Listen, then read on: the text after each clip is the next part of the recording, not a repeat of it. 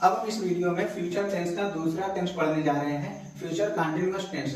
तो इसको समझिए, इसकी पहचान क्या होती है। इसकी पहचान वाक्यों के अंत में रहा होगा, रही होगी, रहा होगा आएगा, तो ये हमारा फ्यूचर कंटीन्यूअस टेंस होगा। फ्यूचर कंटीन्यूअस की हेल्पिंग वर्ब क्या होती है।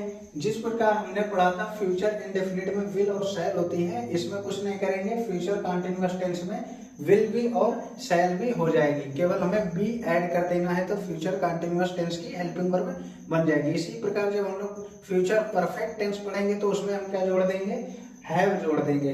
विल हैव और शैल हैव, और फ्यूचर परफेक्ट कंटीन्यूअस में विल हैव बीन और शैल हैव बीन जोड़ देंगे तो वह हेल्पिंग वर्ब चेंज हो जाती है इस तरीके से। तो इसमें हम करेंगे क्या, विल और शैल का प्रयोग सिंगुलर और प्लूरल सब्जेक्ट के अकॉर्डिंग नहीं करते हैं।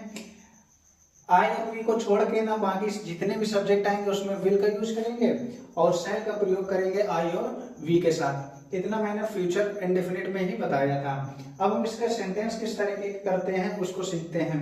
देखिए, अफर्मेटिव सेंटेंस को जब करेंगे तो सबसे पहले हमारा क्या आएगा, सब्जेक्ट, उसके बाद आएगी क्या चीज, वर्ब। वर्ब में पहले हेल्पिंग वर्ब आएगी, उसके बाद मेन वर्ब। और इस टेंस में कंटीन्यूअस के जितने भी टेंस बनते हैं उन सभी में वर्ब के साथ आईएनजी फॉर्म का यूज करते हैं। वर्ब की कौन सी फॉर्म, चौथी फॉर्म, जो कि हम आईएनजी फॉर्म के नाम से जानते हैं, और लास्ट में आ जाएगा ऑब्जेक्ट। तो इस तरीके से हम सेंटेंस को बनाना सीखते हैं। तो आइए शुरू करते हैं पहले एग्जाम्पल से। इसका पहला एग्जाम्पल जो हमारा दिया गया है, रमेश फुटबॉल खेल रहा होगा। तो रमेश फुटबॉल खेल रहा होगा, इसका इंग्लिश में बनाएंगे। सबसे पहले हमारा क्या आएगा, सब्जेक्ट। सब्जेक्ट यहाँ है रमेश, तो रमेश की हम अंग्रेजी बनाएंगे रमेश। रमेश के बाद आएगा हमारा क्या, विल की शैल। क्या आएगा, रमेश हमारा आई और वी को छोड़कर शैल का यूज करेंगे, विल आएगा। रमेश के साथ हमारी हेल्पिंग वर्ब आ गई विल, और विल के साथ क्या लगाएंगे, बी लगाएंगे, क्योंकि ये कंटीन्यूअस टेंस है। उसके बाद आएंगे हमारे क्या, मेन वर्ब। मेन वर्ब में हम आईएनजी फॉर्म लगाएंगे, और मेन वर्ब यहाँ क्या है हमारा, खेलना। तो खेलना की हमारे इंग्लिश हो जाएगी प्ले, और प्ले में आईएनजी जोड़ देंगे तो हो जाएगी आईएनजी फॉर्म। फिर आएगा ऑब्जेक्ट। ऑब्जेक्ट क्या है, फुटबॉल। तो फुटबॉल खेलना है। तो इस तरीके से हम इंग्लिश में ट्रांसलेट कर लेंगे। जो नेक्स्ट सेंटेंस दिया गया है, मैं घंटी बजा रहा हूँगा। तो लास्ट में रहा हूँगा आया है, तो ये कौन सा है, फ्यूचर कंटीन्यूअस टेंस है। इसका इंग्लिश में बनाएंगे। सबसे पहले हमारा क्या आता है, सब्जेक्ट। तो सब्जेक्ट आ जाएगा हमारा आई। अब आई के साथ विल आएगा कि शैल आएगा, शैल आएगा, क्योंकि आई और वी के साथ किसका यूज करते हैं, शैल बी का। यहाँ पर हमारी हेल्पिंग वर्ब हो जाएगी शैल बी। उसके बाद आएगा मेन वर्ब के साथ आईएनजी। मेन वर्ब क्या है, बजाना। तो रिंग मायना होता है हमारा क्या चीज, बजाना। तो आईएनजी फॉर्म जोड़ देंगे, हो जाएगा रिंगिंग। और ऑब्जेक्ट में है क्या, घंटे। तो रिंग द बेल। आप अफर्मेटिव सेंटेंस समझ पाए होंगे। अब इसके बाद हम समझते हैं नेगेटिव सेंटेंस। नेगेटिव सेंटेंस में क्या, नो नेवर नॉट लगा देंगे तो वो हमारा क्या हो जाएगा, नेगेटिव सेंटेंस बन जाएगा। और नेगेटिव सेंटेंस अफर्मेटिव सेंटेंस के तरीके होता है, केवल हेल्पिंग वर्ब के साथ हम क्या लगाते हैं, नॉट लगा देते हैं। तो इसमें समझिएगा, हमारी हेल्पिंग वर्ब विल, वी और शैल भी हम पढ़ रहे हैं, लेकिन हम विल बी के बाद नॉट नहीं लगाएंगे, विल और शैल के बाद नॉट लगाएंगे, जो हमारा रूल में दिया गया है। सबसे पहले हमारा आएगा सब्जेक्ट। सब्जेक्ट के बाद आएगा विल, शैल, और उसके बाद नॉट, फिर बी, मेन वर्ब के साथ आएंगे, उसके बाद ऑब्जेक्ट आएगा। आइए एग्जांपल करते हैं, उससे ज्यादा समझ में आएगा। एग्जांपल में हमारा दिया गया है, गीता पत्र नहीं लिख रही होगी। होगी से हम पहचानेंगे फ्यूचर कंटीन्यूअस टेंस है। अब इंग्लिश में बनाएंगे तो हमारा नेगेटिव सेंटेंस है, नहीं से पहचानेंगे। नेगेटिव सेंटेंस है तो सबसे पहले सब्जेक्ट आएगा। सब्जेक्ट यहाँ क्या है, गीता है। गीता के बाद हमारा आएगा विल या शैल। क्या आएगा, गीता के अकॉर्डिंग हमारा आ जाएगा विल। उसके बाद क्या आएगा, नॉट, नहीं के अंग्रेजी बना दिया नॉट। फिर क्या आएगा, बी। उसके बाद मेन वर्ब के साथ आईएनजी। तो मेन वर्ब यहाँ लिखना है, तो इसके साथ आईएनजी फॉर्म लगा देंगे तो बन जाएगा, क्या लिख रहा है, पत्र। तो आ लेटर हमारा क्या हो जाएगा, ऑब्जेक्ट। ठीक। नेक्स्ट सेंटेंस दिया गया है, रवि खाना नहीं पका रहा होगा। तो रवि हमारा सबसे पहले सब्जेक्ट है, रवि हमारा सब्जेक्ट हो गया। उसके बाद हमारा विल आएगा या शैल। तो रवि के अकॉर्डिंग हमारा आ जाएगा विल।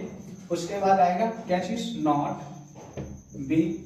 उसके बाद मेन वर्ब। मेन वर्ब यहाँ क्या है, पकाना, तो कुक माने होता है पकाना, उसके साथ आईएनजी फॉर्म हो जाएगी कुकिंग। और क्या पका रहा है? खाना, तो कुकिंग द फूड। नेक्स्ट हमारा सेंटेंस दिया गया, हम गाना नहीं गा रहे होंगे। हमारा सब्जेक्ट क्या है? हम, तो हम की अंग्रेजी बनाए वी। अब वी के अकॉर्डिंग हमारा क्या आएगा? विल की शैल, क्या आएगा? शैल आएगा। हमने पढ़ा है आई और वी के साथ किसका यूज करते हैं? शैल का यूज करते हैं, तो शैल। उसके बाद आएगा क्या? नॉट, फिर क्या आएगा? बी। उसके बाद मेन वर्ब हमारी क्या है? गाना, तो सिंग माने होता है गाना, तो आईएनजी हो जाएगा सिंगिंग। और क्या गा रहा है? गीत, यानी कि गाना था सॉन्ग। आप नेगेटिव सेंटेंस समझ पाए। उसके बाद इंट्रोगेटिव सेंटेंस। इंट्रोगेटिव सेंटेंस हमारा दो टाइप से होता है। टाइप नंबर फर्स्ट जिसको हम यस या नो के नाम से जानते हैं, टाइप नंबर सेकंड जिसको हम WH वर्ड के नाम से जानते हैं। टाइप फर्स्ट में क्या होता है? जब वाक्य हमारा हिंदी का वाक्य क्या शब्द से चालू होता है, तो उस क्या शब्द की अंग्रेजी हम नहीं बनाते हैं, वाक्य की अंग्रेजी किससे चालू करते हैं? हेल्पिंग वर्ब से चालू करते हैं। जो हमारा रूल में हम जब पढ़ेंगे तो सबसे पहले हमारा हेल्पिंग वर्ब आएगा। क्या कि हम अंग्रेजी बनाएंगे नहीं, क्या कि नहीं बनाएंगे, तो आएगा पहले क्या चीज? विल या शैल, फिर आएगा सब्जेक्ट। अगर हमारा इंट्रोगेटिव सेंटेंस नेगेटिव है तो नॉट लगाएंगे। उसके बाद हमारा क्या आएगा? बी आएगा। फिर क्या आएगा? मेन वर्ब के साथ आएगी, उसके बाद ऑब्जेक्ट। जो हमारे यहाँ एग्जाम्पल दिया गया है, क्या तुम रो रहे होंगे, तो क्या हम इसकी अंग्रेजी हम नहीं बनाएंगे?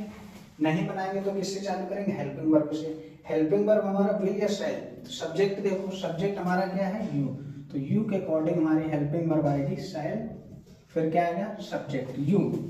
नॉट आएगा, नेगेटिव दिया नहीं गया है तो नॉट नहीं लगाएंगे। उसके बाद क्या आएगी? बी। उसके बाद मेन वर्ब के साथ आईएनजी। तो रोना हमारा क्या है? मेन वर्ब है, तो रोने की स्पेलिंग हो जाएगी वीप, और वीप में आईएनजी फॉर्म वीपिंग। ऑब्जेक्ट दिया नहीं गया है तो हमारा इतना ही सेंटेंस रहेगा। WH सेकेंड, WH वर्ड वाला यानी type number second. Type number second में जब हमारा प्रश्न सूचक शब्द बीच में आएगा तो उसकी अंग्रेजी हम पहले बनाएंगे। जैसे हमारे यहाँ पर क्यों है, क्यों हमारा क्या है? प्रश्न सूचक शब्द है। प्रश्न सूचक शब्द जब बीच में आएगा तो उसकी अंग्रेजी हम पहले बनाएंगे। इसी वजह से हमने रूल में लिखा है सबसे पहले क्या चीज? WH word. तो WH वर्ड का मतलब जो प्रश्न सूचक शब्द की अंग्रेजी होगी उसको लिखेंगे। जैसे हमारे क्यों है, तो क्यों की अंग्रेजी हम पहले लिखेंगे, तो क्यों की अंग्रेजी मैंने लिख दिया वाई। और वाई के बाद क्या आएगा? विल या शैल। और फिर सेम टाइप नंबर फर्स्ट के तरीके बना देंगे। फिर क्या आएगा? विल या शैल। तो राजू, यहाँ पर राजू के अकॉर्डिंग क्या आएगा? विल आएगा। उसके बाद सब्जेक्ट यानी कि राजू। उसके बाद क्या आएगा? नॉट। नॉट हमारा नेगेटिव है तो क्या आ जाएगा? राजू नॉट। फिर बी। बी के बाद क्या आएगा? Main verb. मेन वर्ब क्या है? खाना, तो ईट माने खाना, तो हो जाएगा ईटिंग। ऑब्जेक्ट क्या है? नहीं खा, ऑब्जेक्ट दिया नहीं गया है। ऑब्जेक्ट में आकर आ जाता फूड तो लगा देते द फूड। नेक्स्ट हमारा दिया गया है क्या खुशी चिल्ला रही होगी, तो यहाँ पर क्या की अंग्रेजी हम बनाएंगे नहीं, यस या नो वाला है टाइप नंबर फर्स्ट। तो सबसे पहले हमारा आएगा क्या चीज? विल। क्या आएगा? विल या शैल। तो खुशी के अकॉर्डिंग क्या आ जाएगा? विल। फिर आएगा सब्जेक्ट। सब्जेक्ट क्या है? खुशी। अब खुशी के बाद क्या आएगा हमारा? नॉट आएगा नहीं, बी आएगा। क्या आएगा? बी। चिल्लाना की होती है क्राई, तो बन जाएगा क्राइम। ठीक। लास्ट जो हमारा एग्जांपल दिया गया है, रोली स्कूल कब जा रही होगी, तो रोली स्कूल कब, कब यहाँ आया है बीच में, तो कब की हम अंग्रेजी पहले बनाएंगे, तो कब की हमने बना लिया क्या चीज? व्हेन। और व्हेन के बाद क्या आएगा? WH बना लिया। उसके बाद टाइप नंबर फर्स्ट के तरीके क्या आएगा? विल या शैल। तो रोली के अकॉर्डिंग हमारा क्या आएगा? विल रोली। उसके बाद नॉट। नॉट आएगा नहीं, नेगेटिव दिया नहीं गया है। फिर क्या आएगा? बी। और बी के बाद क्या आएगी? Main verb. मेन वर्ब के साथ आईएनजी फॉर्म, तो जाना हो जाएगा आईएनजी फॉर्म। क्या बन जाएगा? Be going. कहाँ जा रहे? स्कूल। तो गो के साथ हमेशा क्या लगता है? To school.